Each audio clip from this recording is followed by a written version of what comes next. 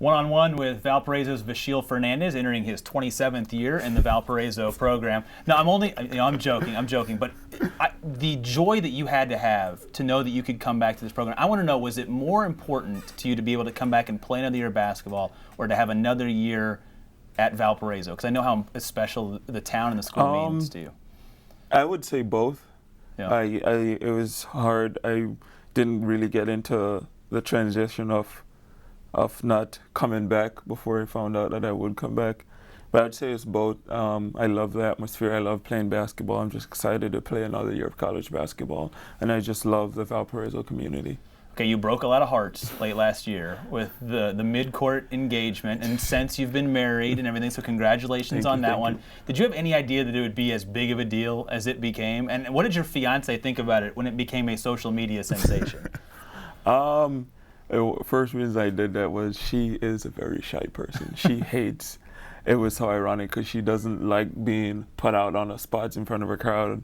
But I knew that was a perfect, ideal situation for me because I'm a bold person, I'm a social person, and that was just a perfect situation for me to express my feelings for her. It was a really touching moment, and I know it's been great for you. What is married life, and as a college basketball player, how are you going to mold those two together? I mean, it does get a little bit difficult at times, but I grew up in a huge family. We had a lot of fuss. I grew up with a lot of siblings, and I spent most of my time with my aunt and my grandma. We didn't always get along, and so working through different family dynamics back home has helped me a little bit to be able to handle the situation of family while also focusing on my athletics and also focusing on my schoolwork. Valparaiso, a long ways away from Jamaica, and you mentioned those family dynamics. What about that helped you at certain points of your career as a Crusader, the lessons that you learned growing up? I would say a lot of things I learned growing up with my grandma. She'd tell me not to ever take anything for granted, to always be respectful to other people, and just know that nothing is going to be handed to me.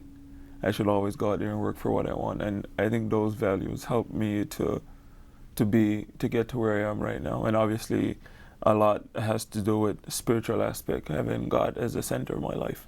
And that's a huge component to the Valparaiso experience. And when you were granted a sixth year, I think so many players use that as an opportunity to even look at other places where they could go. Not necessarily saying anything negatively about the team or the environment, but it feels to me that so much of it had to do with the connection that you had to the community and to the campus.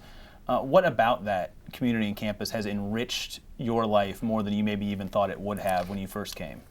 Just think how friendly the community is, how diverse it is, and yet still there's still so much togetherness, and there's so much different cultures. There's so much things that I haven't learned that I'm still learning from different people all over the world. I think that what plays a big role in this. What can you bring, or what have you brought to your teammates or to the campus from the background and the culture that you have? Besides the food, I know we talked about it last year, all the cooking that goes down. Yeah, I would say just being a good representative of whatever I do, whether if it's my country or whether it's a university. And for me, I think one of the biggest aspects that God has allowed me to be in college is to be a better leader in the classroom, in my family, and obviously on the team. One of my purposes is to help my teammates to know Christ if that's something they want to do personally. And I think that's also one aspect of one of the reasons why I'm here, to help build them spiritually or help to build them mentally, being here for so long. All right, one hard-hitting question left for you. Is there a shot that you can't block? I used to think so. Probably 2 years ago, I would say. I had teammate Bobby Capobianco, who loved shooting fadeaways. And after playing with him for a couple of years, I think I've mastered a little bit how to block that. Is there an art to blocking a shot? What have you learned about being a good shot blocker?